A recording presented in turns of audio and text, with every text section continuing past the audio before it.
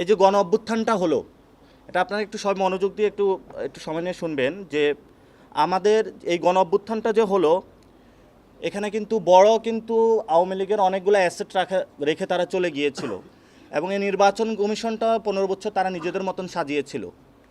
তো এই যে তারা এই গণিমতের মালগুলা রেখে গিয়েছিল, সেই গণিমতের মাল উপদেষ্টা, বিএনপি, জামাত সবাই এই গণিমতের মালগুলো ভাগ করে নিয়েছে এবং এই রাষ্ট্রের বর্তমান যা অবস্থা, এই ইলেকশন কমিশনও তারা গণিমতের মাল হিসাবে ভাগ করেছে।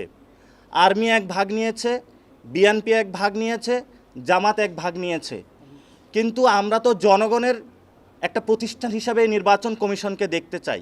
এজন্য আমরা ওনাদেরকে বলেছি যে এটা 3-4 দল বা আর্মির অথবা ডিজিএফআইয়ের একটা আপনি গণিমতের মাল হিসাবে দেখবেন না যে আওয়ামী লীগ রেখে গিয়েছিল পুরা নির্বাচন কমিশন খালি, আপনি রুলস রেগুলেশনের মধ্যে আসতে হবে। দ্বিতীয় একটি বিষয় যে আপনারা জানেন যে ইতিমধ্যেই গুমের ঘটনায় আমাদের দেশপ্রেমিক সেনাবাহিনীকে যারা কলঙ্কিত করার প্রচেষ্টা চালিয়েছিল তাদেরকে আদালতের পর্যবেক্ষণে এসেছে এবং তাদেরকে সেখানে তারা গৃহবন্দী হয়েছে।